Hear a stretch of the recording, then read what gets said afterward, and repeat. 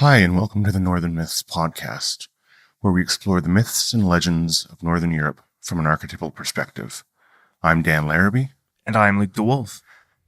Well, on today's episode, we're going to be doing the very famous and awesome poem Thrimskvida, Lay of Thrym. I'll probably be saying that because that's a mouthful, and I'm terrible with other languages. And it's one of the most beloved and well-known poems. And I think as we get into it, people will very quickly recognize which one it is. Exactly. This is, I think, one that we've been looking forward to covering, and it's, yeah, as you say, very well known, very well covered, and would have been well known at the time as well. It's a famous story.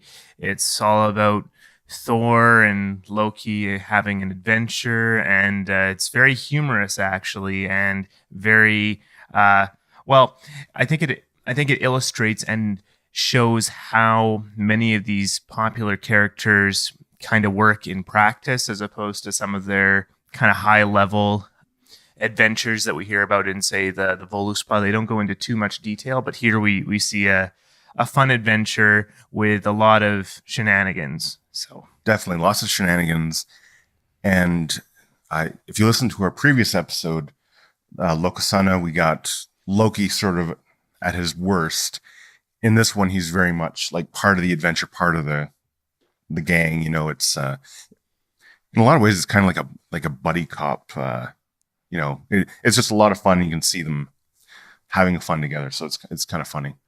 Yeah, the contrast between the last episode and this one. I mean, the last episode, Lokasana, we see Loki just completely going off the rails and getting a pretty gloomy fate until Ragnarok. But in this episode, we see the good that he can do and the reason that he's welcome with the gods in the first place until he, burns all the bridges very, very, very, very hard.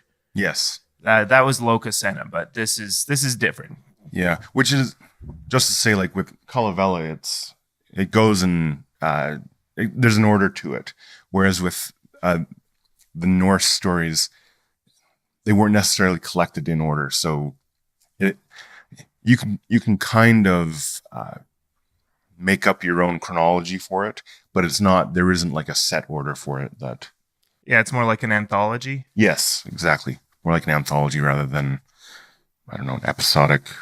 Whatever you call that, I don't know. There's got to be a good word for it, but sure, no, but I know what you mean. And so, as far as this goes, we can kind of take it out of the context of the previous episode and just tackle it on its own. So that's a good thing. Yeah, definitely.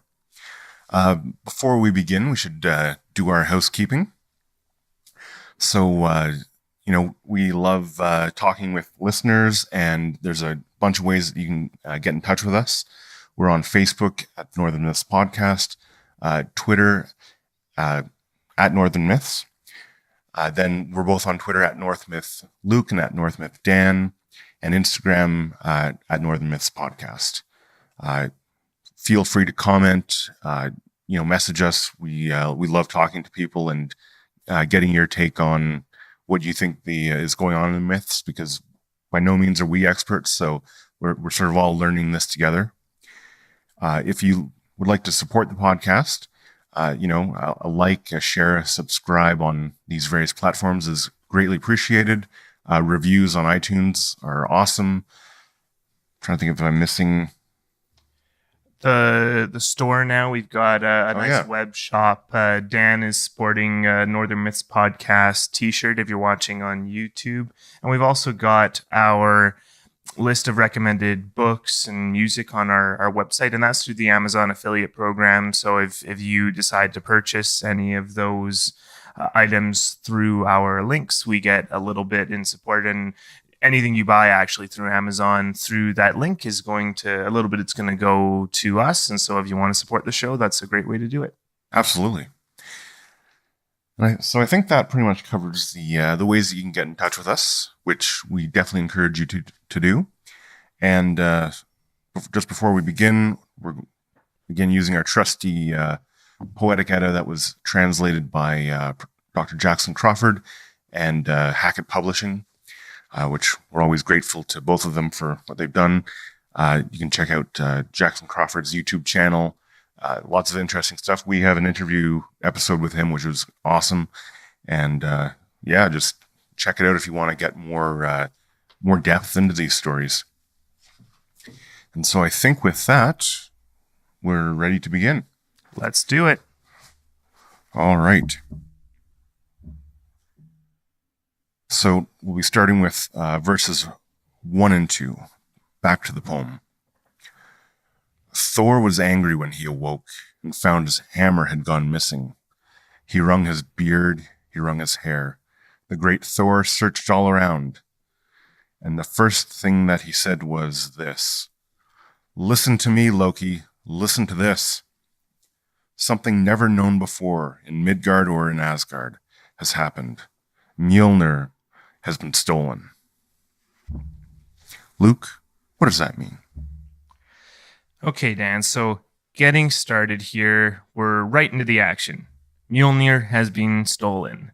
And this is incredibly significant because although Thor is known for his power and his ability to order chaos, put order into the world, and that's what he does. He kills the giants and all that. He does it all with Mjolnir, which is his hammer, really his tool for performing these actions. And without it, it's implied that he is significantly diminished in his power, and it would be just catastrophic, is the implication that he would no longer be able to do his duty, perform his role, and as a result, well, the giants are a significant risk to the gods, to man. Midgard and Asgard would both be at risk. And now, so Thor discovers that he's lost his hammer, Mjolnir, and that's significant. But the first person he goes to talk to about this is Loki. So one of the first thoughts I had about this was, maybe does he suspect that Loki might have had something to do with it? And actually, I'm kind of doubtful about that, because Loki is certainly responsible for a lot of things happening, and there will be other stories where we see him being directly responsible for what takes place. But in this particular story, I see this as more being likely that he is faced with something catastrophic. He has just, his entire plan of the world has just been completely severed. Nothing makes sense to him anymore. It's like he's walking to work or something like that, walking across the street, and there's construction on the side of the road where he's going to walk, and now he's going to be late for his business meeting or something like that. It's the feeling you get when you are completely confronted by the unknown, an unknown situation that you have no real way to deal with. And well, so he goes and talks to Loki, who we've seen before is symbolically associated with chaos, with the feminine, with all of these things that can help him deal with this sudden encounter with the unknown. So to me, it's that he needs these new ideas that Loki can provide, as opposed to necessarily suspecting him of any wrongdoing here. Absolutely. That's exactly what I got out of it, was that Thor being the power of order in a new situation, and having his ordering tool, go missing. He went to the person who could help him sort of deal with this new situation the best that he thinks. And Loki is certainly someone who would be able to bring in at least some ideas or deal with this strange situation that Thor finds himself in. Because, I mean, you really can't have Thor without his hammer. That's sort of their point, right? Like, that's what they're known for. And having his hammer go missing is, well, for Thor, that's catastrophic. I mean, it's kind of like, as you're speaking, I was thinking of that like common dream people have of, like, going to school without like clothes on or whatever. It's kind of the same thing, where you're in this hostile environment, but you don't have the things to protect you. And that's, this is how Thor finds himself when he wakes up. I was thinking too, on a sort of a deeper archetypal level, it's sort of like when you get to the point in a society where I guess the rules and things aren't really working, so you're having a harder time ordering it. And I would say it's usually in a situation where either people have stopped sort of believing in the authority of the government, or at least the rules. The rules are no longer working, and so people are quite willing to disregard them, or do something that would go against them. So as I was reading this, I was kind of had that in mind, where, okay, how would this look if Thor is sort of the ordered society, and he's missing his tool? How does the story play out just with Thor, but also on that deeper level of, what does society look like if this type of thing was to happen? Sure, and I think I just thought of a better example of what it would be like for Thor to lose his hammer. I think it would be something like anyone today to lose their phone. You know what I mean? Because we're basically tied to our phones. We're almost cybernetic in that sense, because we've got something just in our hands, right? That connects us to the internet. We can find out just about anything at any time. We got maps. We can take pictures. We can get in touch with people. Phone calls, text messages. Basically anything we can do with our phones, and we're so tied to it, so connected to it, that without it, I think you feel like you're missing something, like you're missing a part of you, and that's why it's like we're actually very close to being literally cyborgs, in the sense that we don't have it like wired into our heads or anything like that, but we're like pretty darn tied to these phones, and they're a significant part of us. And I think for Thor, that's like losing all of his power. That's the closest thing that I think would be the same thing for us. That's great. And I mean, you say they're not in our heads yet. I mean, that's probably going to happen one day, and that's terrifying. Within our lifetimes, probably. Yeah. But no, that's exactly it. Like, the thing that kind of makes you safe in the world, or at least oriented no matter where you go, that's Thor's hammer for Thor. And for us, that's totally our phones. Well, this story all of a sudden became very personal. There we go, right? Shall I move on? Let's do it. Back to the poem, verses 3 and 4. Then they went to Freya's lovely home, and the first thing Loki said was this: "Freya, would you lend me your feather suit to help us get Thor's hammer back?" Freya said, "I would give it to you even if it were made of gold. I would loan it to you even if it were made of silver." Oh, you know what? We're doing more than just 3 and 4. It's 3 to 6, actually. So verse 5. Then Loki flew wearing Freya's feather suit. Its feathers whistled in the air till he left Asgard and came within Jotunheim. There, Thrym sat on a mound, a king of giants. He was fastening golden chains on his dogs' necks, and he was combing the manes of his horses.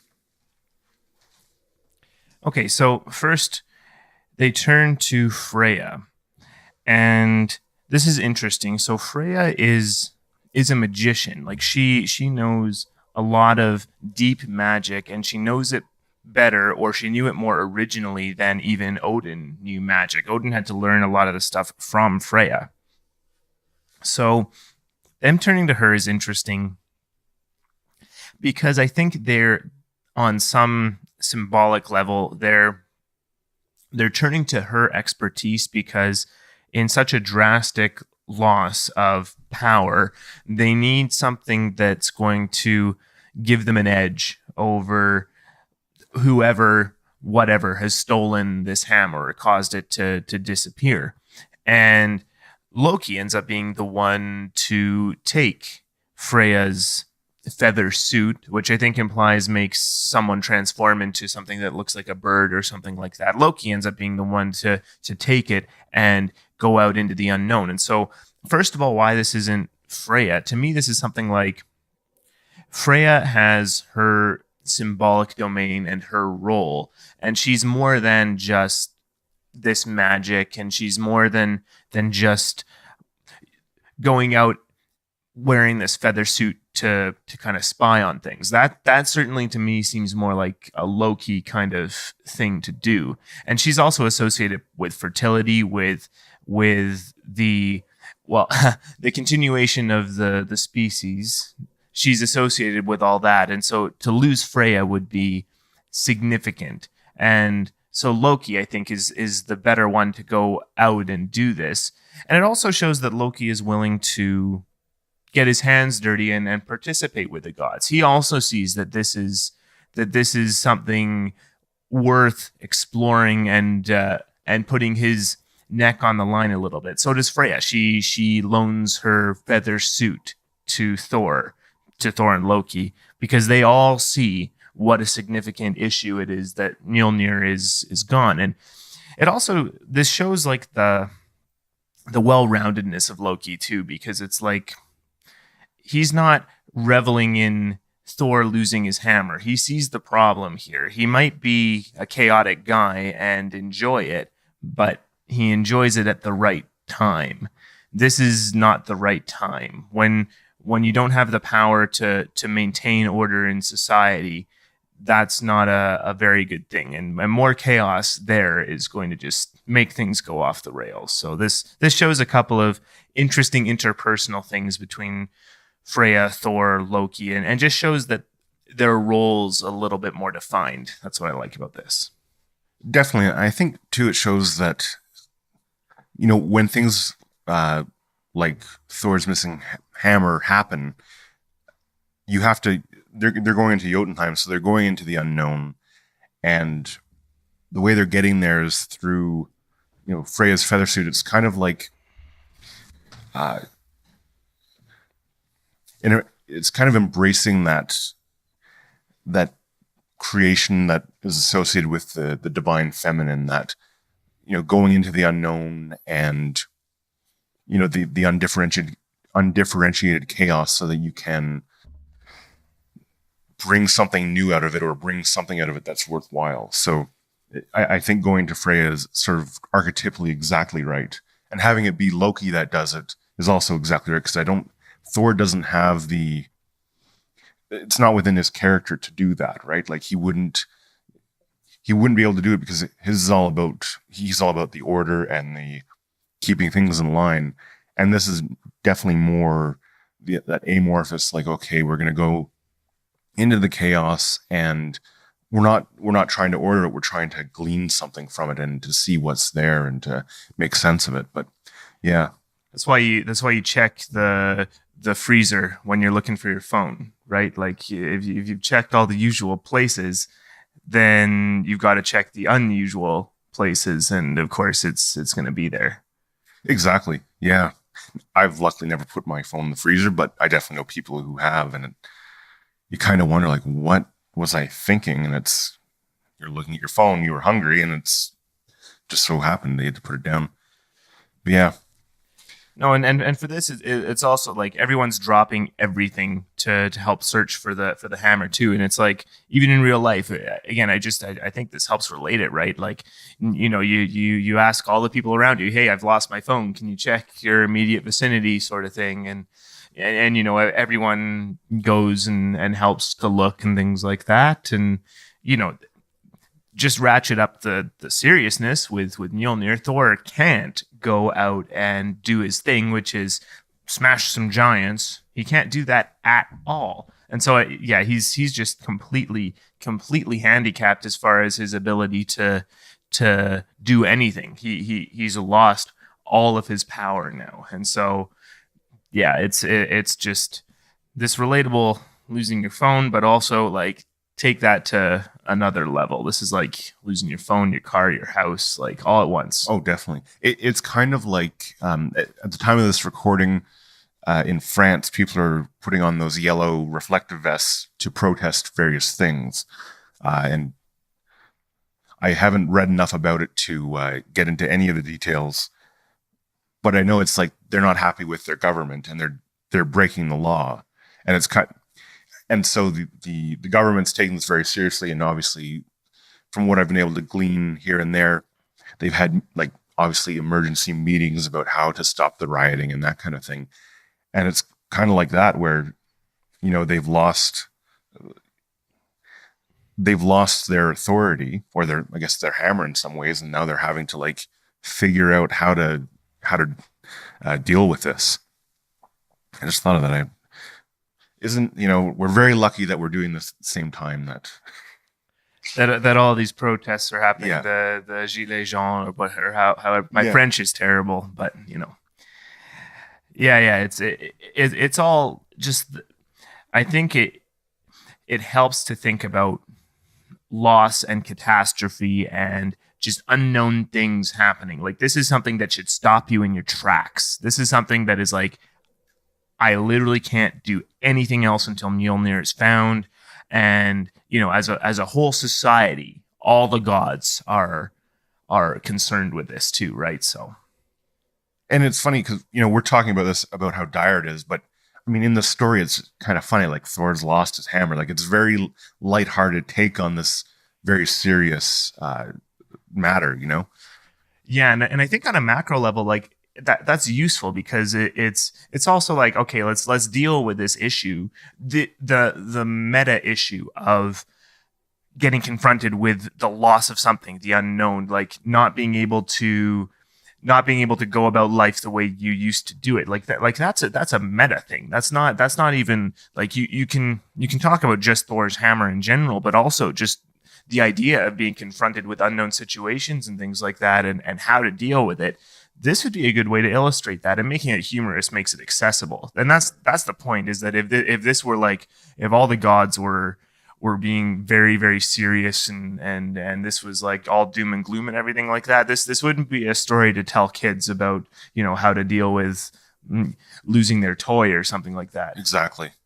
Yeah, and not every story can be Ragnarok, right? Like, there are levels of catastrophe, and while this one is pretty serious, it'd be like if he couldn't find his hammer ever. Like, if it was permanently gone, then it'd be worse. But this is just, it's gone somewhere, but it's not like destroyed. Yeah, so shall we get back into it? Let's do it. Verses 7 and 8, back to the poem.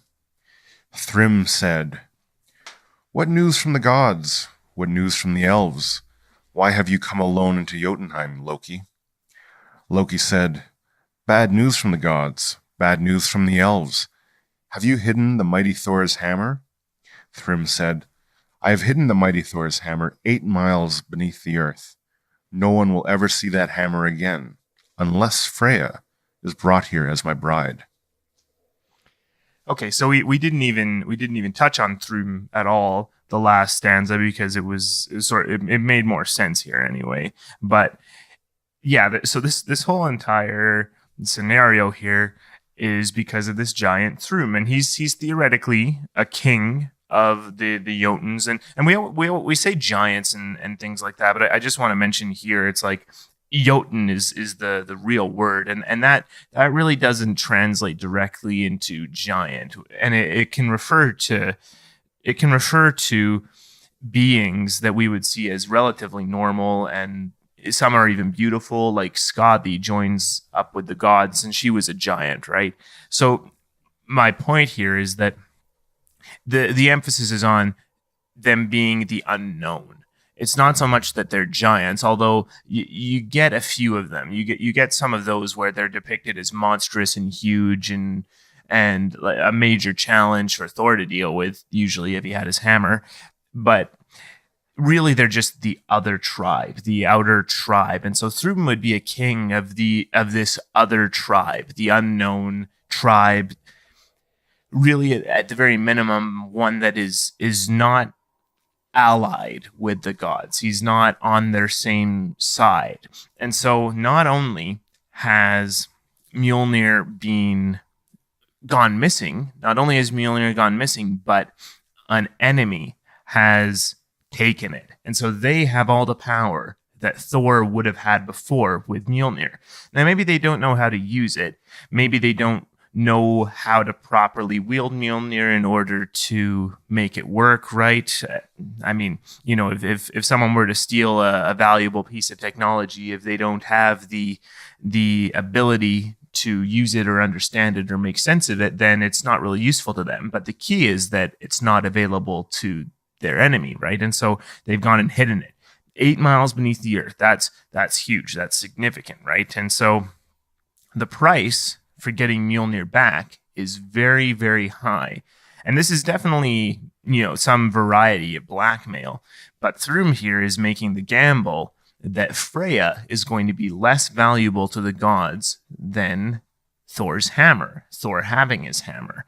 And the whole thing here is that doesn't actually make sense if you drill down, because Freya is all rolled into one. She is the feminine potential of the gods. Losing Freya would be just the potential of of all the fertility that Freya represents, that would be gone. And she's not only just this potential, but she's also the ideal. She's the goddess representing the utmost in fertility and sexuality, and she's the goddess of not only that, but also of death and war. Like she is a top level goddess, as in like great mother goddess. She is like on that level. She's a positive manifestation of that, which is with the gods and allied with them, but she's got all of this potential there, and she is symbolic of all of that which represents creation and destruction, and it would not be a good thing for the gods to lose her. And so the price for getting Thor's hammer back would be the loss of all of the potential of the symbolic feminine. So in order to get back the power of the masculine, the ordered masculine symbol, which is Thor's hammer, you have to give up all the creative potential of the feminine. That's what this is implying. I'm not necessarily willing to go to the level of that you have to do that's like sort of a zero-sum game, like kind of you have to sacrifice the creative feminine to the symbolic masculine. I'm not thinking that that's going to be where this story ends up, just for clarity here. But I'm saying that Thrym is making this proposition that what you have to give up in order to get back the highest power, the highest masculine power that they've got there symbolically, is to give up the utmost of the feminine. The symbolic feminine and the creative, the fertile, you have to give that up in order to get back the hammer. So that's like really on a symbolic level. He's going deep, and he's going really, really fundamental here. And he's definitely making this a hard proposition. Absolutely. And I think you're exactly right. I don't think it's saying like, oh, in order to get sort of the fundamental masculine power, you sacrifice the fundamental feminine power. I think this is actually like an existential threat. It's like, okay, he's saying you can have one or the other when in fact you need both. And so he's going to, he's going to sort of hobble them either way. Either you can have your hammer, and you'll be able to do all this, but then you're not going to have Freya, who you need for all this, like the other half of the equation. So it's a very tough spot he's putting them in, and that's why it's so it's so grave. Like they have to figure this out. This isn't a trade that they're going to be able to make. They're going to have to figure another way to be able to have both the hammer and Freya, which is, I think, another reason why Loki is involved in this, because as we're going to see, there's sort of deficiencies in Thor that he'd have a very hard time doing this without. Well, his idea to most problems is bashing it into submission, but he doesn't have his hammer, so there's going to be no bashing on his part. No. And I forgot to mention the name for Thrym translates to something like uproar. So the implication is he's sort of this uncouth and very loud, boisterous enemy of the gods. And so I don't know, just for the imagery, none of that is great. So no, and it kind of reminds me, as I run with my analogy of like a society that's facing like a huge upheaval or uproar. And that's sort of what happens when you get unbalanced too. Like if you don't have the fundamental masculine energy or idea archetype, it goes too much into the feminine or vice versa, and there's usually a bad reaction in the population to it, which he having the name uproar seems to make sense. Something I wanted to mention too that's interesting. A lot of research has been done on this particular poem, and there's a scholar named Haversu Noreger Bigoist, and again I've mangled that terribly, who surmises that Jotunheim in this case is actually the Swedish province of Värmland, which is kind of interesting that I guess he wrote a book that sort of detailed the lineage of kings in Sweden, and this is one of them. There's, I guess, a similar story in their mythology, so that's how they were able. That's why they think that this is where it would have taken place, or at least something like that. It's also kind of an interesting take on the idea of having to go slay the dragon for the bride or the virgin. That we're kind of. It's a very similar idea that in order to say, to save Freya, they're going to have to not give up this divine feminine to the bad guy.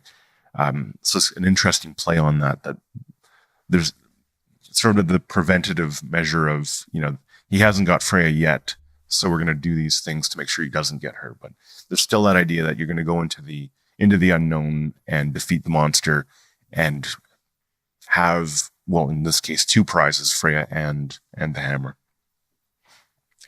I think with that, I should move on. Let's do it.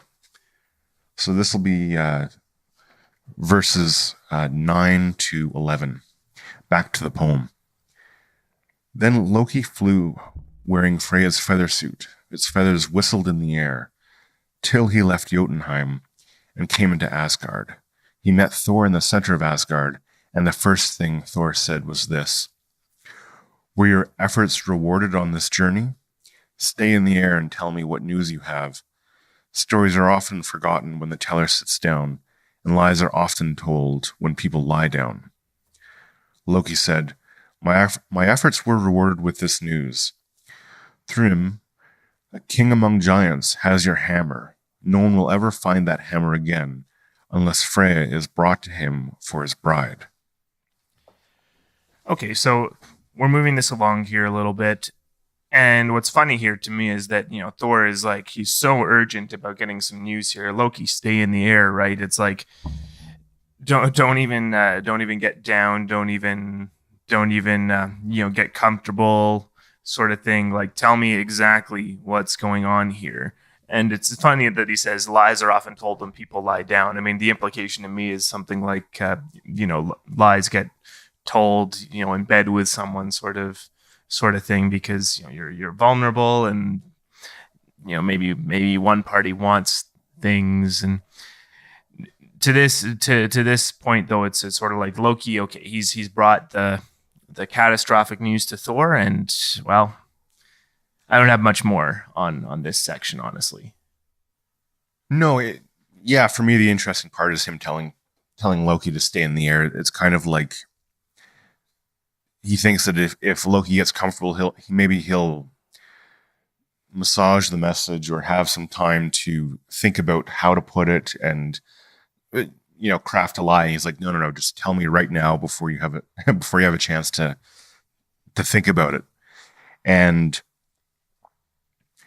again, just the ultimatum that he's given about the hammer or Freya for Thrym. Something interesting about the idea that the hammer is 8 miles down. I have to think there's a reason why they picked 8. I know 3 and 9 are important numbers for the Norse and everything, because it for some reason it represented completeness. There's nine lands in the universe and that kind of thing. So I wonder if 8 means like it's in this really odd spot that you're not going to be able to get to because it's incomplete. It's sort of outside of the world because it's 8 rather than 9. I don't know. I'm just sort of when I was reading it, I was like, there's got to be a reason why it's 8. And I know 9 is sort of that complete number, so it might have something to do with that. With that, though, I think we'll let the story continue on. Let's do it. And this will be verses 12 and 13. Back to the poem. Then they went to find lovely Freya, and the first thing Thor said was this: Freya, put on a wedding dress. The two of us, man and woman, are going to Jotunheim. Freya was angry. She snorted so hard that the homes of the gods shook all around them. Her necklace, Brisingamen, trembled on her neck. They would call me a lewd, loose woman if I went with you to Jotunheim. Okay, so Thor is very direct here. He sees the problem and he sees the solution to the problem, and okay, Freya, let's go. He quite obviously is not thinking this all the way through. This to me says that Thor is, first of all, a little bit in his own head and a little bit focusing on his problem. He doesn't go all the way to what would it mean if we gave Freya away. Now, maybe he's thinking something like, okay, let's take Freya there. They'll bring the hammer back. I'll take the hammer back. All will be well. Something like that. But Freya is pushing back on that. So I think she sees the existential crisis that would come if she were to leave the gods. She would, best case scenario, be obligated to help another tribe with all of her powers and influence and things like that. And the enemies of the gods, honestly. And worst case scenario for her would be she died. And in all the cases, it's unpleasant for her because she'd have to be wed to someone without her consent and everything like that. And we covered that quite recently in the Kalevala with the fate of Aino. And my first thought on that was like, okay, again, this is the order, the patriarchal order, if you want to go all the way there, saying to a woman, Freya, that she has to marry someone she hasn't chosen. Now, the difference between Freya in this story and Aino, and if you haven't listened to our Kalevala episodes, they're different. They take a different tone, and it's obviously a different mythology, but it makes some great comparison material for sure here. And Aino there was just a girl, and she was just getting started in her life. And I think we landed on something like she represented the new generation sort of thing. And certainly something to do with potential as well, the potential of the new generation. But Freya is established. Freya is established in her role. It's known that she is competent and capable and is the ruler of one of the major realms of the slain. She is a significant deal. She has a lot more clout to say, nope, I'm not going to go do that. And so in the fate of Aino, I mean, the result of that was quite tragic. And we go into great detail with that in those episodes, Kalevala 4 and 5 being sort of an epilogue to 4.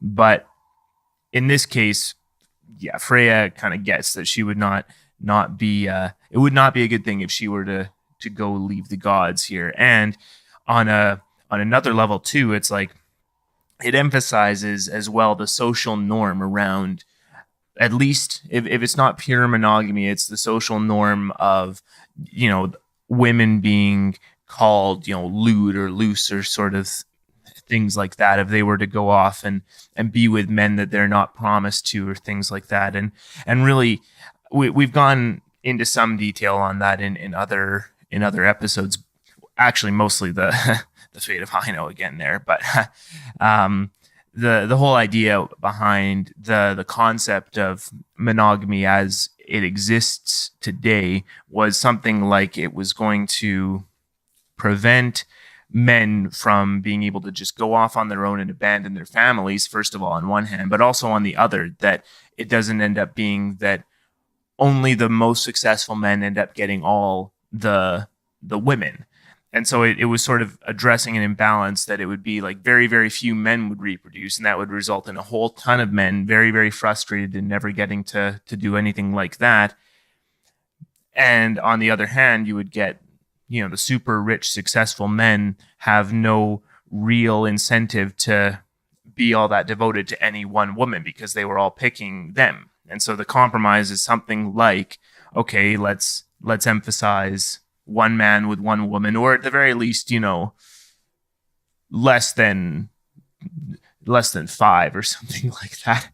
But emphasize that, and then there's a greater pool of eligible men, and once they get paired up, they're taken, and then the pool gets smaller and smaller, and it just works out better for matching people up. But the downside is it seems like the way of enforcing that for women is to say, well, we're going to discourage promiscuity, and one way of doing that is discouraging women being with multiple men, because the real reason for that I see is something like the consequences are more real for the woman to go and be with multiple men, because it can result in a pregnancy for her, and she's left with the consequences, and socially she may not have any real recourse to handle that at that time. Like, I mean, they didn't have DNA tests back in the day there, right? They do now. And so now you can say, okay, this guy actually is the father,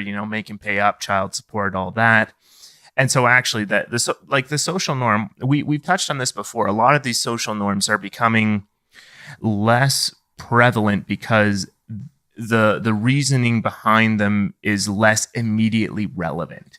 It's less immediately clear why this would have been the case, that we would have discouraged promiscuity primarily in women.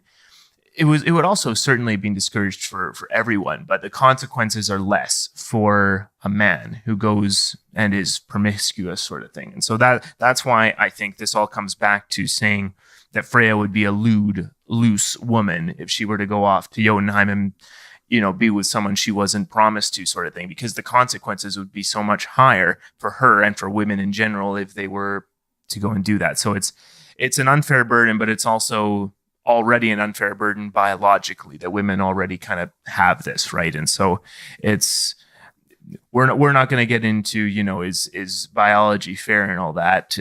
That's really kind of a moot point. It is.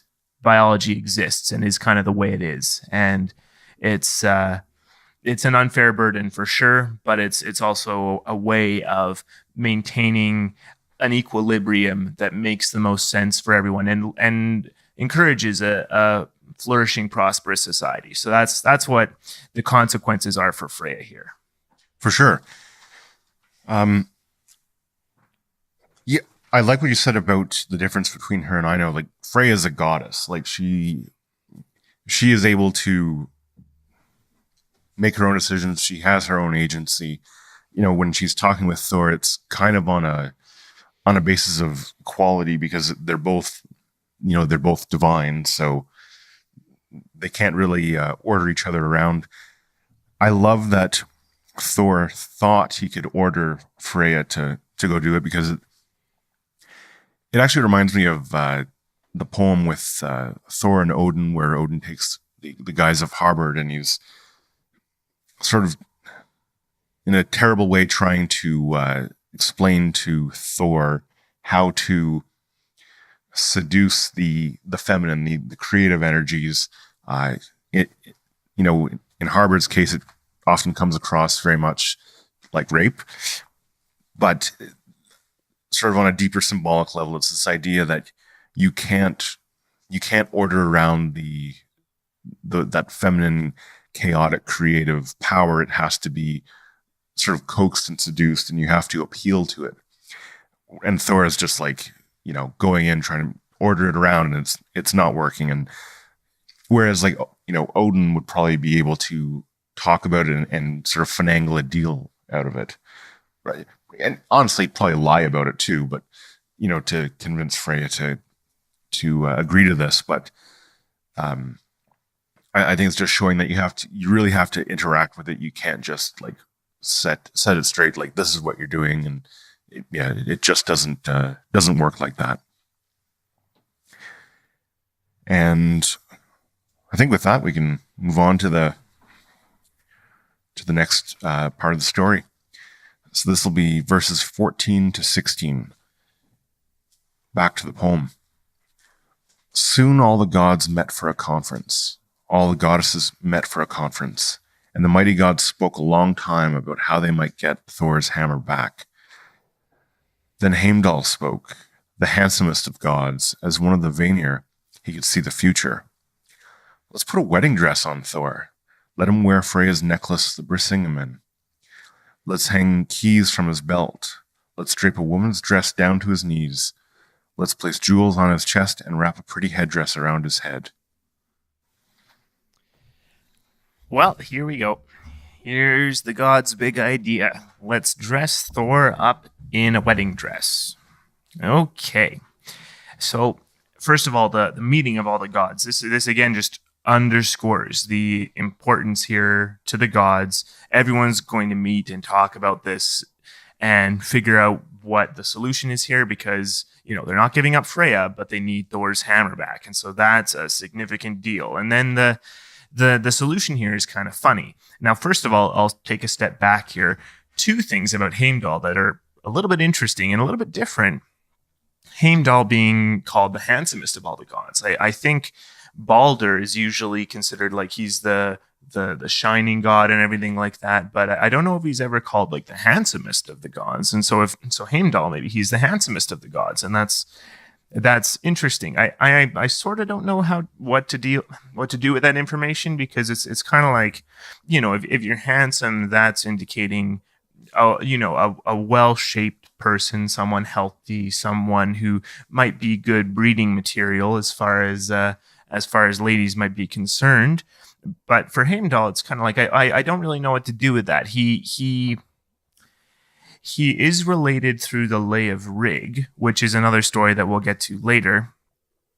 He is apparently he's involved with the ordering of society into classes, and to me there's something about like kind of the development of society from kind of low level peasantry into the hierarchies of society that develop and move society along. And so maybe there's something there as far as Heimdall being kind of this handsome forefather figure there, that he's an example of just an ideal masculine figure, and then he kind of goes in and becomes the forefather or the ancestor symbolically of the hierarchies of society. That's something. But I also didn't know he was actually a Vanir, and that at being a Vanir he could see the future. All of those are kind of interesting bits of information that I hadn't considered much before, and are kind of throwaway details here. So I think we're better off, for me anyway, from my perspective, I think I'm better off tackling those details if they were to come up later in better context, because these are really not the key details here.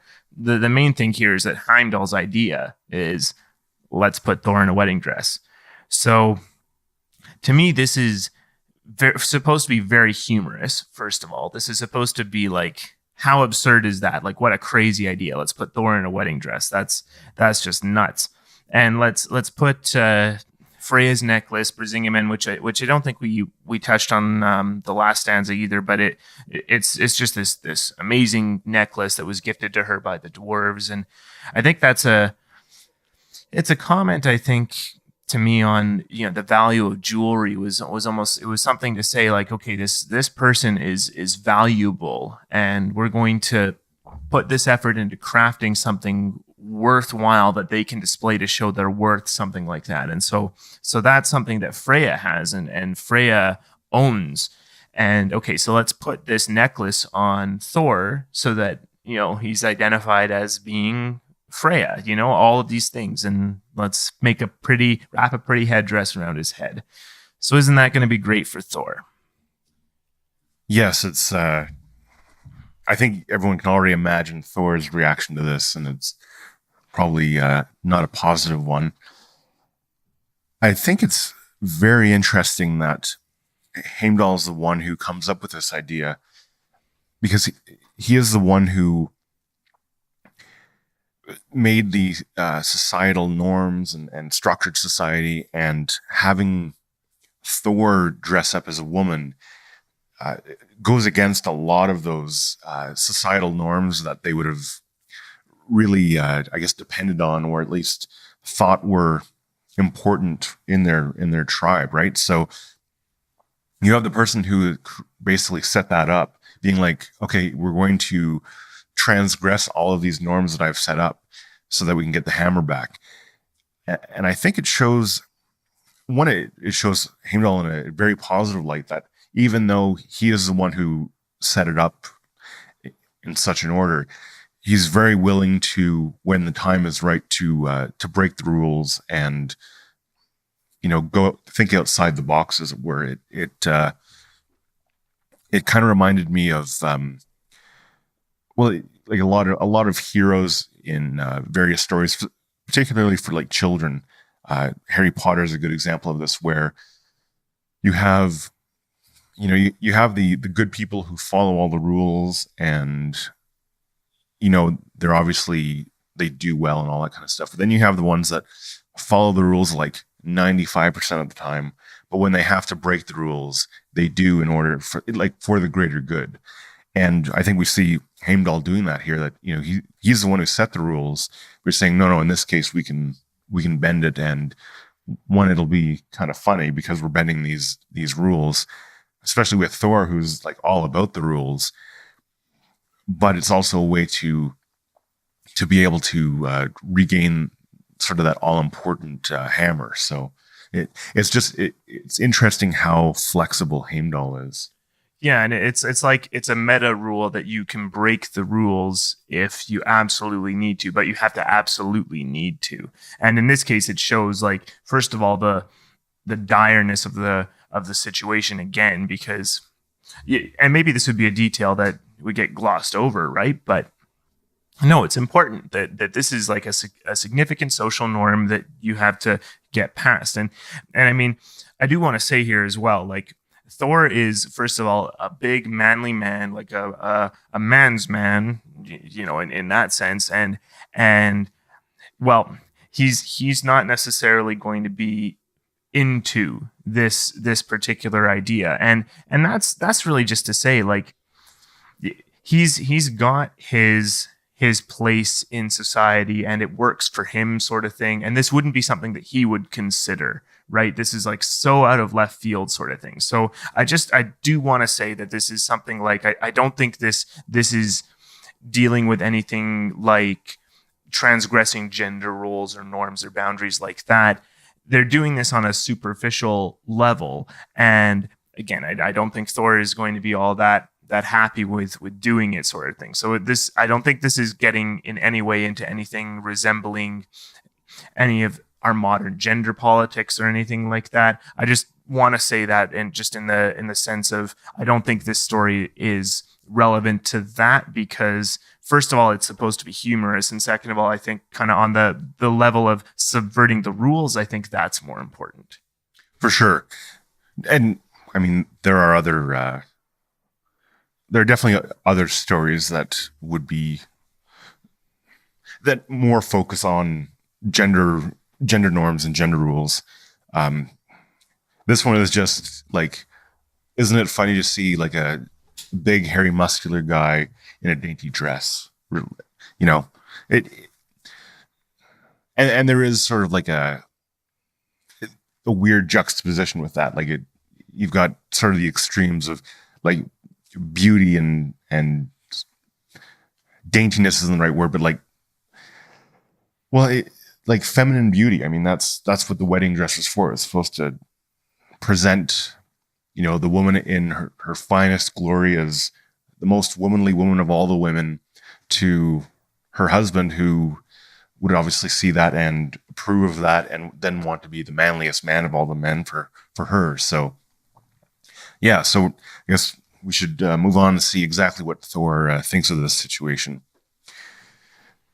So verses 17 to 20. Back to the poem. Then Thor, the strong god, spoke. All the Aesir would call me a sissy if I let you put a wedding dress on me. Then Loki, son of Laufey, spoke. Silence, Thor, no more of that talk. Unless you can get your hammer back, the giants will soon live in Asgard. So they put a wedding dress on Thor. They put the brisingamen on his neck. They put a chain of jingling keys at his belt. They draped a woman's dress down to his knees. They placed jewels on his chest. They wrapped a pretty headdress around his head.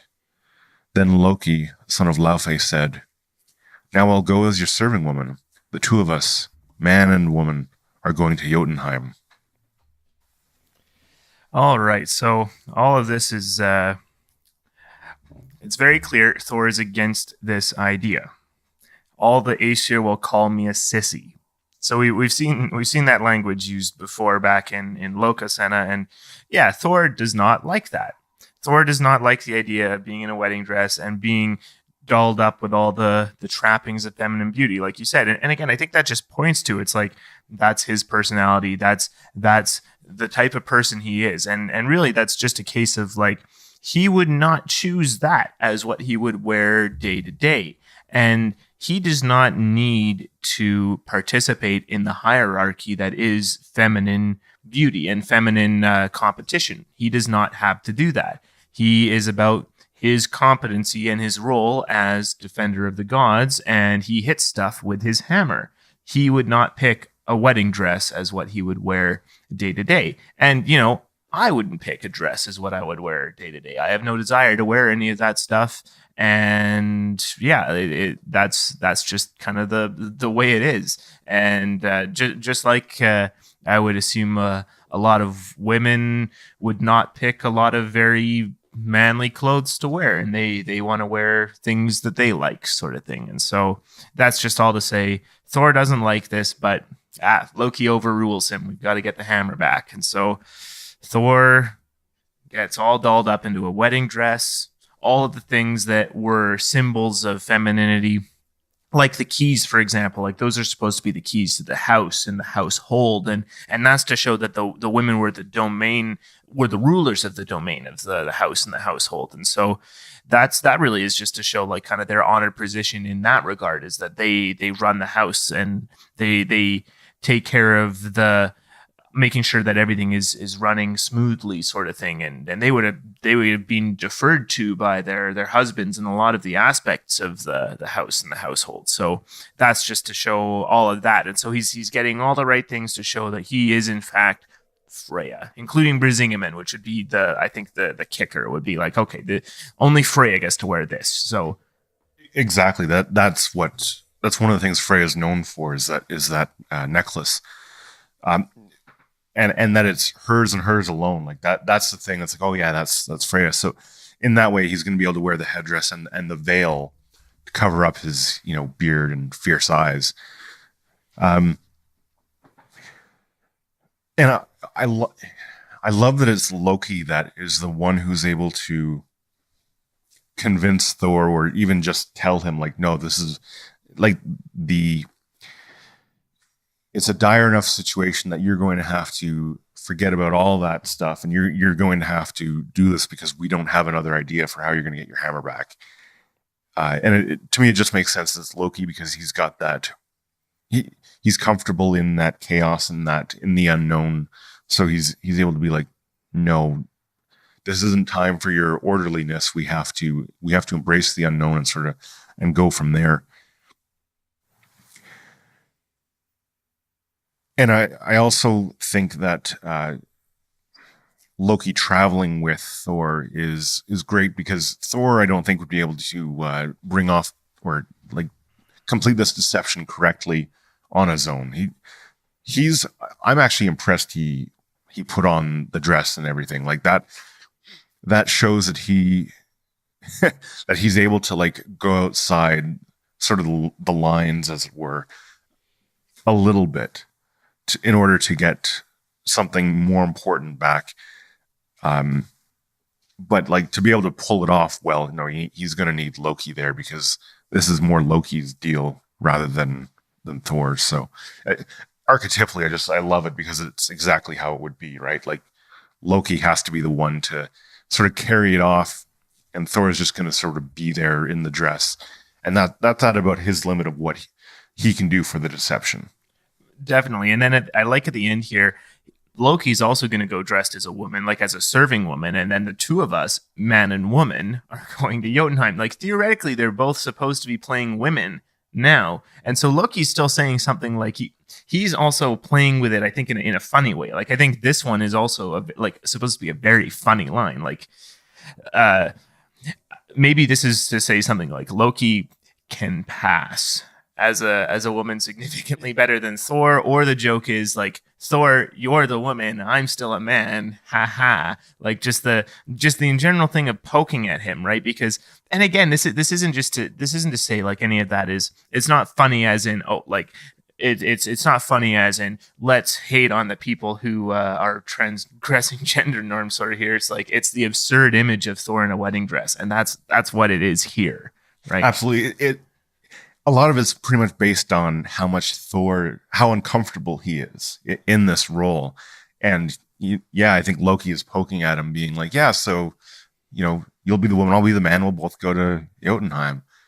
And you just see Thor like, Exactly. So it shows bits of both of their personalities, whichever way you want to read it. Whether it's okay, so Thor, you're a man. No matter what, you still look like a man, and I'll be the woman because I can pass as a woman, even though we got to pass you off for it. The entire thing is just it's funny in that Thor's reaction would be funny. That Thor wouldn't like it. That's what makes it funny. Exactly. That's what makes it funny. Is Thor is unhappy.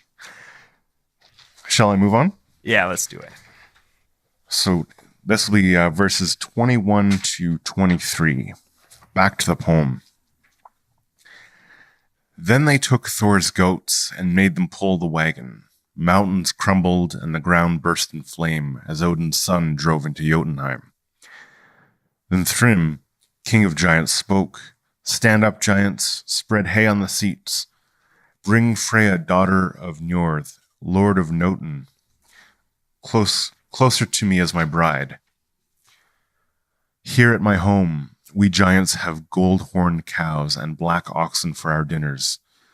I have plenty of treasures, plenty of necklaces. The only thing I think I lack is Freya.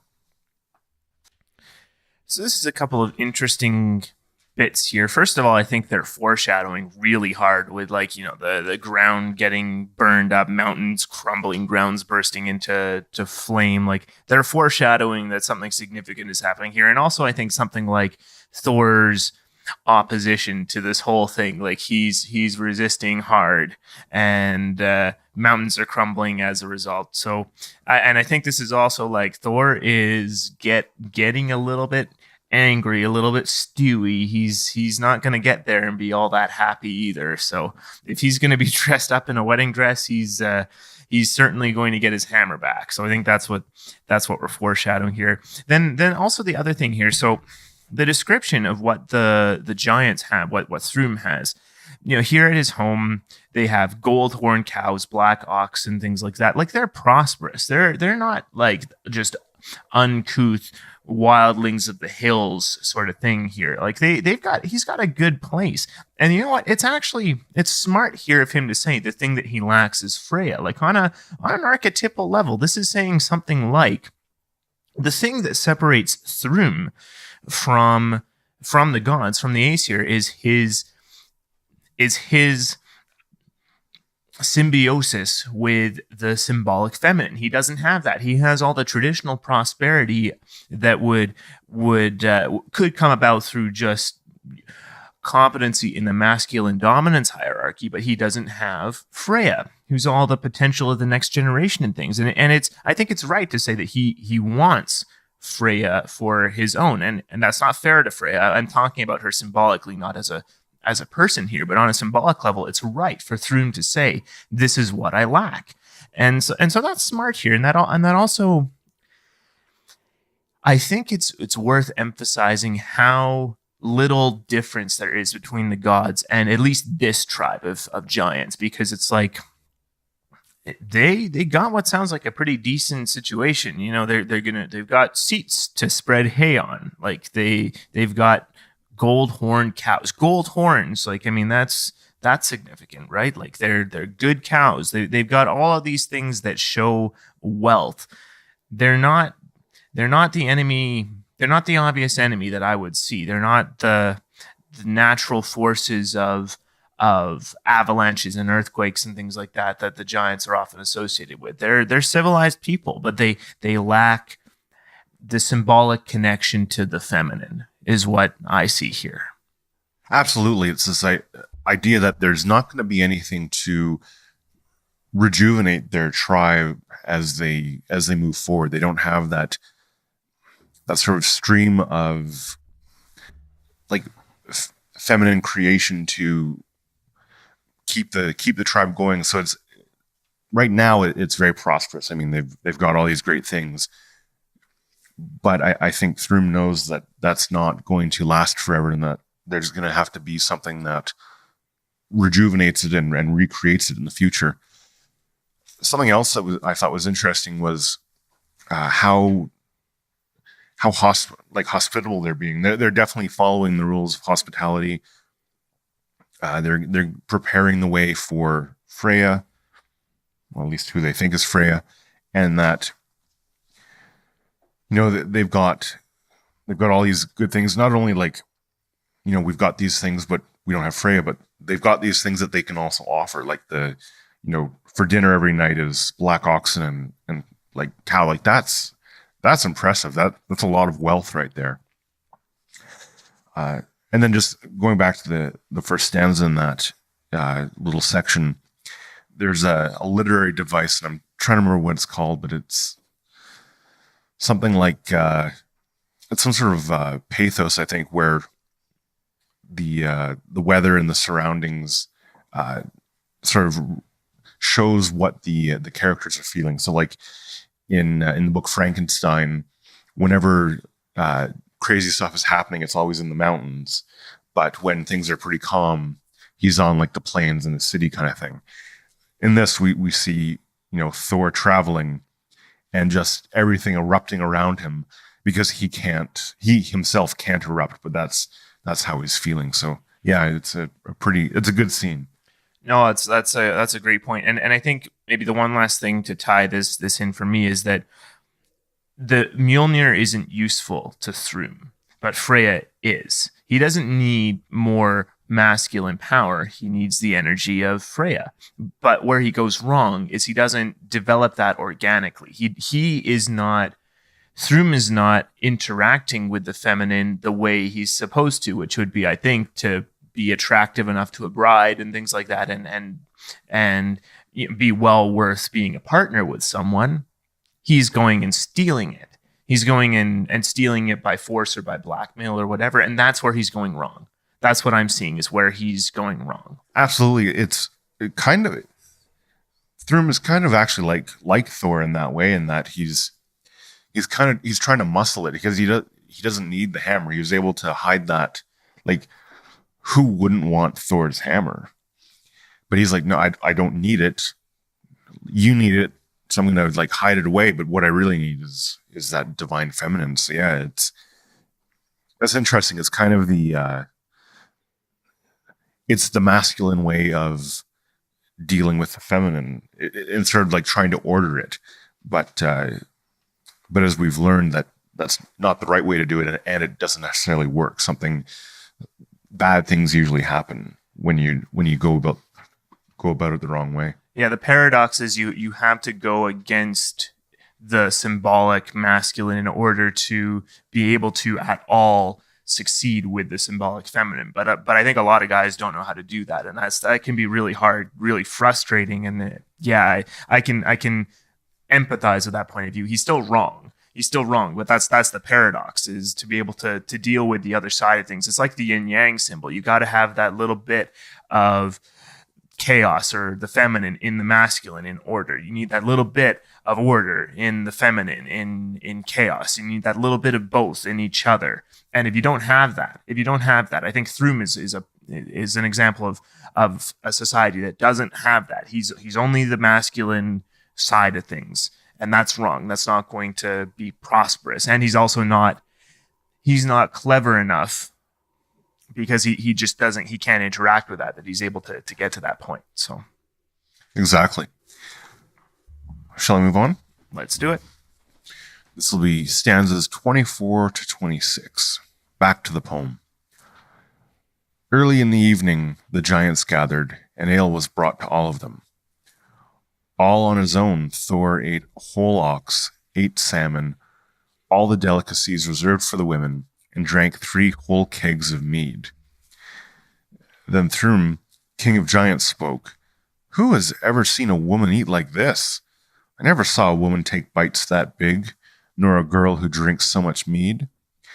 But Loki, Thor's clever bridesmaid, found words to answer the giant's suspicions. Freya could not eat at all for 8 nights. That's just how eager she was to come here to Jotunheim. So I think this is just the absurd getting more absurd. You've got Thor in a wedding dress just chowing down on all the food. They make a point to say he's eating all the food reserved for the women. Like he's eating everything. And this is like, first of all, this is part of like him just being pent up and just needing to eat at the very minimum, but he can't let himself go just yet. So okay, here we go. But it's just a funny image again, and you know, maybe this gets into a little bit of you could read this as gender stereotyping in some sense, but the point here of, you know, when Thrym says who has ever seen a woman like this, you know, the thing about it is I don't think that's a stereotype. It's more like in a sense of women generally don't act that way, and when women generally don't behave that way or eat as much. And that's true, because a lot of them are half the size of many men, or 2/3 the size or something like that. And so, you know, you see the men in general just eating loads, and apparently Thor eats a lot. Thor requires a lot of fuel to keep up his power and his strength and everything like that. And so for this, I just think, again, it's just funny because of the absurd image. And Freya could not eat it all for 9 nights. Like, he comes up with a good excuse sort of thing, and it's like, oh, but that's still not believable, right? Like, how would Freya still even like kind of behave that way if she were actually Freya, though? Like, not eating for 8 nights is significant, but she probably would not end up eating the way Thor eats ever. And we've seen how Thor eats in previous stories too, with when he and Tyr go to Hymir to get the cauldron, and Hymir's like, "Oh, he keeps eating my ox." Like, I think he eats like 2 or 3. It's like, oh man, like that is a lot. So, like, Thor is known for eating a lot, and he's basically just acting as Thor, but dressed up, like, you know. So it is pretty funny. Like, he's just, and it reminds me too of like Red Riding Hood, where she goes like, "Oh, you know, grandmother, what big eyes you have," and it's, you know, it's actually a wolf in sheep's clothing. It's not that different from here, where, you know, because I think we all have a pretty good idea of what's going to happen once Thor is revealed and, you know, everything is sort of settled. So he's just, you know, he's sort of biding his time and eating. And I do love that he eats the delicacies reserved for the women. It's almost like, well, if I'm dressed up like a woman, I think I'm a woman, well, I'm going to get some of the benefits. So I'm going to eat, you know, I'm going to eat all the food that I want, and then I'm going to eat the food that I don't usually get to eat because it's reserved for women. You know, it's like, again, the humor is just Thor being kind of a wild man. Like, yeah, I'm going to eat all of it, and then if you're going to put me through this, I am going to, like, eat you out of house and home. And then Loki, of course, saving the day and being able to explain, like, why Freya is eating this much and carrying out the deception that, Thor would not. He'd definitely not be able to do it. He would probably just keep eating, or be like, you know what, I'm actually the mighty Thor, and then we see what happens. But he wouldn't have his hammer, right? So it'd be a more interesting fight. Shall we continue? So this is stanzas 27 and 28. Back to the poem. The giant lifted the veil, hoping for a kiss, but then he leapt back the full length of the hall. Why are Freya's eyes so fierce and grim? It seems to me that fire is burning in those eyes. But Loki, Thor's clever bridesmaid, found words to answer the giant's suspicions. Freya could not sleep at all for 8 nights. That's just how eager she was to come here to Jotunheim. Okay, so just imagine, like, you pull back a veil and you've got a man staring back at you, angry, like just completely angry at the entire situation. He's just eaten a whole ox sort of thing, and you still don't. And Thrym can still be fooled, right? Like that's what's also hilarious here is that they don't see the clearly like that it's Thor, right? Like I mean, he would have broad shoulders, he would have everything like that. He would in no way look like he's Freya, in no way. And then they lift the veil and it's like this big guy, right? And all the images still show him with a beard because of course he still had to have the beard because that's funny, right? I mean, maybe if they were being smart they would shave him, but I don't think Thor would like that. And yeah, so just the entire thing here is that even with lifting the veil back and everything like that and seeing his face, it's like Loki can still sneak them around to, oh, well, she just didn't sleep for 8 nights. That's why her eyes are so fierce. And it's like, oh, okay, nothing wrong with that, huh? Yeah, and Loki's kind of appealing to their pride and that, oh, just so excited to see you. And, that's why he's so fierce and he couldn't sleep. And I think there's definitely like an appeal to kind of like to masculine pride, like, oh yes, of course, she wants to be with you and has been out of her mind for 8 days, so that with excitement. And it's like, okay, this is kind of weird. Like, look at these fierce eyes and it kind of looks like a man, but hey, really wants to be with us. So, okay, like I'm good with that. Right. And yeah, so it's just it's just even funnier, like in some ways Thrym is being willfully blind, and that we know how that usually ends up for kings, right? And I think we're going to see that play out. Shall I continue? Yeah. Stanzas 29 and 30. Then the giant's poor sister came in. She thought she would claim the customary gift from the bride. Give me some of your golden rings if you want to win my love, my affection, a good welcome from me. Then Thrym, king of giants, spoke. Bring in the hammer to bless the bride. Lay Mjolnir on the bride's knees. May Var, goddess of wedding vows, bless us. Okay, so first of all, the giant's poor sister. This is interesting. And again, this is almost a sort of a throwaway verse sort of thing because it doesn't get addressed what happens here, but maybe it's illustrating some of the societal expectations, things like that. Like maybe it was the expectation that the bride shared some of her wealth and gifts with her new sisters-in-law or something like that. That could have been a thing. I don't have much more on that in it other than she wouldn't have gotten much out of Thor. That's for sure. And maybe we're missing something where it's like Thor refuses to give anything to the sister or something like that. Like I could see that being a thing, a part of the story, but it's not. So, we're not going to dig into that or speculate too much. But then, okay, so Mjolnir gets brought out, the hammer gets brought out. And I think this is also one of those things where Mjolnir gets associated with blessings and things like that. Like I think there is historical evidence of like a sign of the Mjolnir being used kind of for blessings, like kind of an up, down, side to side thing. Really not unlike, actually, semi-ironically, the Catholic crucifix on the, you probably know the actual term for that, but the sign of the cross. Yeah, the sign of the cross. So similar to that, something like that. But And there's historical evidence of Mjolnirs, like hammer symbols, and some think that this was in opposition to Christian crosses being worn, but pendants or jewelry in the form of hammers were used and worn and things like that. And it's interesting that Mjolnir would have been used kind of as a blessing thing, and it's sort of like this symbol of power is going to be used for a blessing, for a hallowing, if you will, in order to make something sacred. It's an interesting symbol for that, and maybe this is some influence of they needed a symbol similar to the cross in order to have some kind of opposition to Christianity at the time. Like it's hard to know whether the hammer was used for things like this prior to the advent of Christianity, and they would have known about it from about the 700s at the latest, probably even a bit earlier. But it didn't get to like the 900s, the thousands that they really started to get overtaken, and that's where we see most of the evidence of hammers. So, yeah, so there's some interesting. Excuse me.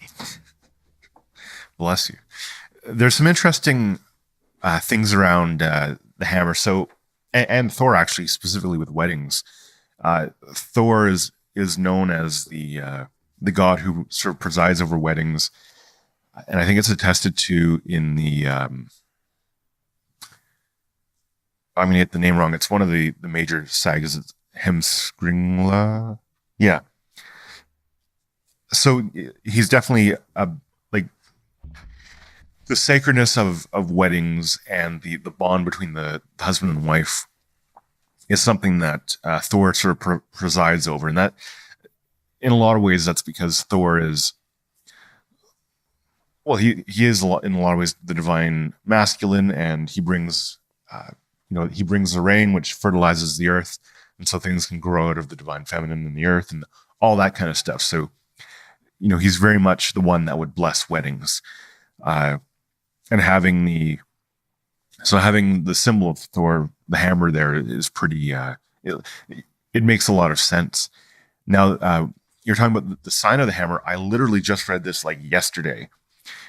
So it's Hakon the Good or Harkon the Good. He was a Christian ruler who I guess would be in the very early like thousands. I'm not sure exactly when. And the 900s, I think. 900s, yeah. But he was ostensibly Christian, but made sure that the sort of the old ways were still followed. So, for example, he made it illegal if you didn't celebrate Yule, even though he was Christian. And at one point, there's a story of him making the sign on the cross, so blessing himself. And if you're watching on YouTube, it's the Father, Son, Holy Spirit type of thing. And or if you're blessing other people, it's the same idea, but you're pointing out. And someone asked him, like, sort of cockeyed, like, what was that? And he said, I'm making the sign of the hammer because it looks very similar. He was able to, and the person, believed him because he was so accommodating to the beliefs that were already in the land, right? And so that's where they get that idea, which is I think it's called the hammer rite or whatever in the neo-pagan circles, where you'd bless things like that, and it does look almost exactly like the sign of the cross. And they think that it comes from this, where he was able to kind of gloss over him blessing people in the Christian manner by saying, it's the sign of Thor's hammer. So an interesting bit of, I guess, syncretism where you can see the belief systems blending together. And in this case, it's probably for pretty like boring secular reasons that, to keep peace in the land. But it's kind of neat to see like that quick thinking. I mean, if the story is true, but it's a good story. So I would I'm going to keep telling it anyway. Sounds good. And then the only other one here is this goddess Var, and there's not much on her, but she's associated with oaths. Her name means something like pledge or beloved, and so that would make sense to have a goddess associated with oaths at a wedding, because that's just one big oath at the end of the day, right?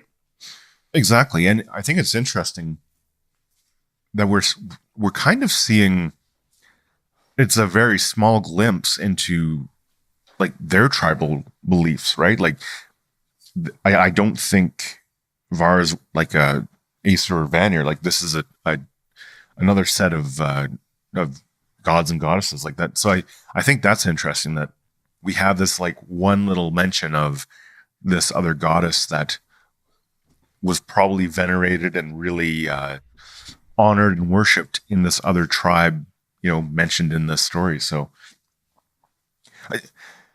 I'd love to see other, it'd be awesome if they one day discovered like something that mentioned Var and went into more detail about it. But I guess for now, she's a goddess that's been lost to time.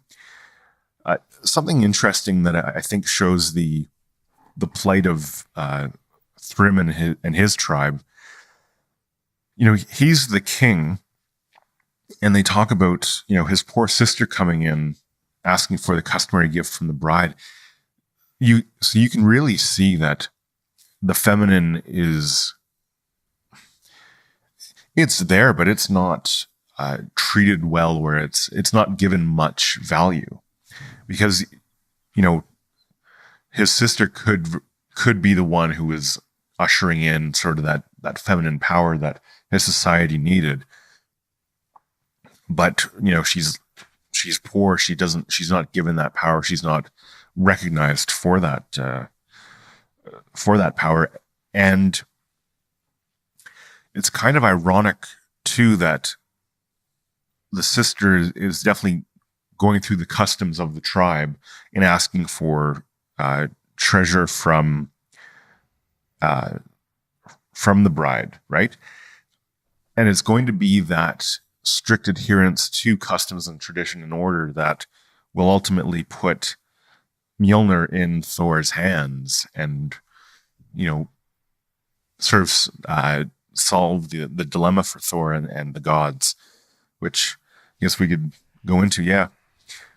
So this is actually the last two verses of the poem, verses 31 and 32. Back to the poem. Then Thor, that tough-minded fighter, laughed with a full heart, gripping his hammer. First he killed Thrym, king of giants. Then he crippled all the giants' kin. Then he killed the giant's old sister, the one who had asked him for the customary gift. She received a blow instead of money, a hammer to her head instead of golden rings. And this is the way Odin's son got his hammer back. What a nice story. Thor gets his hammer back. He kills all the giants. That seems like Thor. Exactly. That Thor has to go through all these things that are very un-Thor-like, but at the end, and kind of ironically through the following of order and custom and tradition in Thrym's tribe, he gets his hammer back, and then he's able to do what Thor does, and that's kill and cripple giants. Yeah, pretty good ending to the story. Not so good for the giants, but it was their fault at the beginning for stealing Mjolnir. And I think that is actually important. It's important to remember that they are not at fault here. Like there's no sympathy for them. They stole Mjolnir and were wanting to blackmail the gods to get Freya. Like they certainly were a tribe or even a country that was, doing not too badly, but they didn't know how to take the next step. And they definitely were deserving of getting wiped out by Thor, even though that's dramatic. I mean, basically every major religious text or mythology has like, these are the enemy. We've got to destroy them, and especially if they do something so drastic as this, well, they get consequences.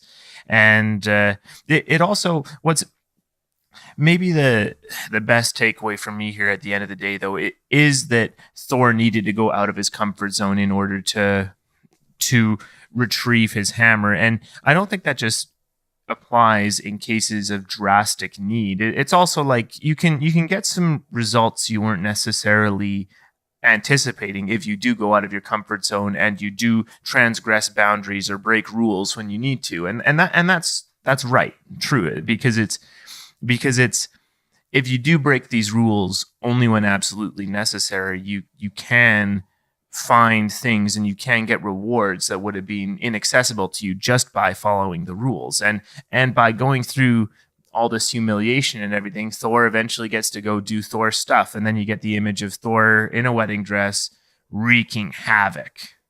So the entire story is funny at the end of the day, but it's some good lessons and some good symbolic interplay here. So this is a good story, and it might be a little bit short, but it's got a lot to it. For sure. Like, this is the type of story I can see them telling, like, you know, a bunch of children gathered up and, you know, somewhere, maybe, you know, it's nighttime, the fire is going, and then, you know, one of the storytellers of the tribe comes out and tells it, or maybe even like acts it out. And, you know, the children, you know, just having a great time learning about this type of thing, and that time that Thor had to, you know, get out of his comfort zone and do things that he really, really didn't want to do, but in the end he had to in order to get his hammer back. And that's why he still has his hammer and is able to protect everyone. You know, it's a fun story. Yeah, really good story. And again, bottom line here is that, you know, as short as it is, we still get quite a lot out of it. We still got some insight into Loki, into Thor. All the stuff about, you know, Thor being in a wedding dress was funny and everything like that. And the humor there, again, I just want to say the humor is not in making fun of Thor being, well, it's making fun of Thor being in a dress, but it's making fun of it because that's not something that Thor would be comfortable with or be interested in or anything like that. And so his reactions and everything, that's the funny part. So it's not to say that there isn't cases, especially with Loki, where, you know, transgressing those gender norms isn't something that happens, but it's also not the case with Thor. Thor isn't the one doing that, and that's what makes it funny. Thor is the one being forced into doing that here in order to get his hammer back, but he wouldn't choose to do it like Loki would. Or even Odin, I think.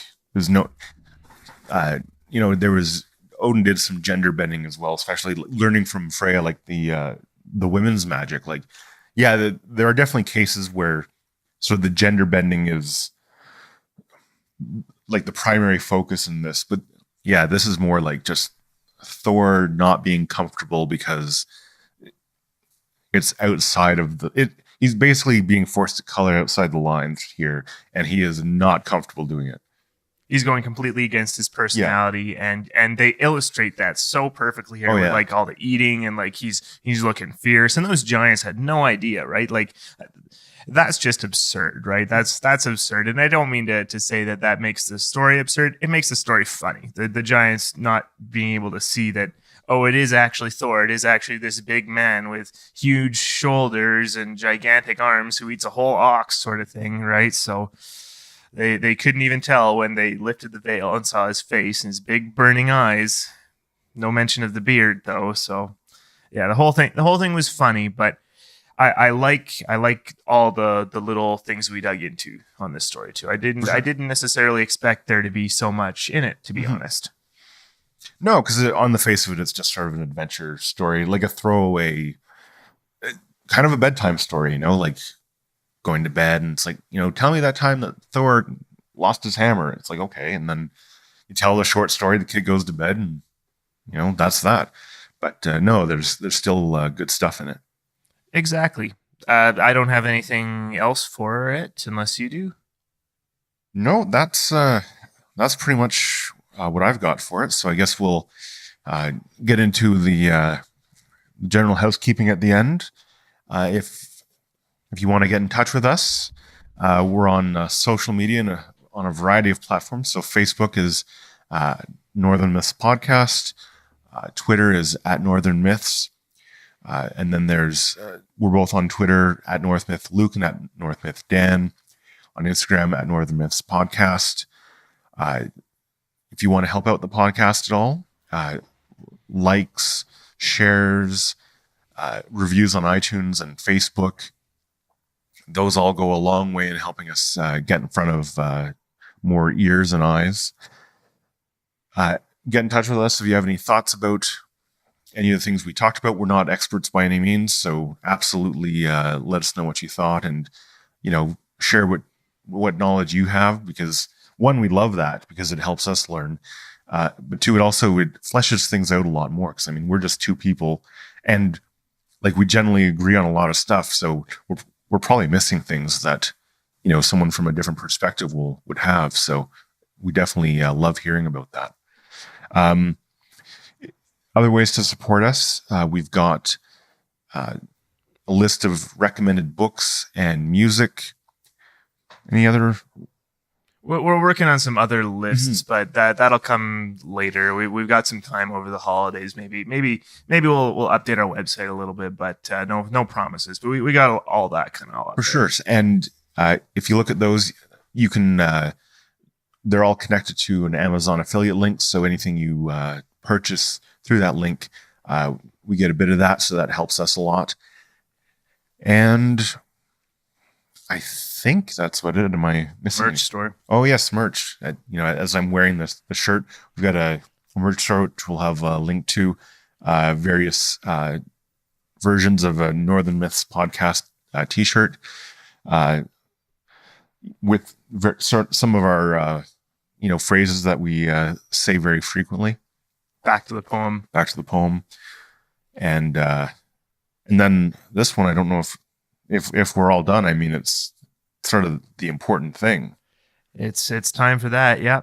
The most important thing, and that's for all of us. And first, thank you for listening, but now it's time to go off and find what myths you're living. This is the Northern Myths Podcast. Thanks for listening.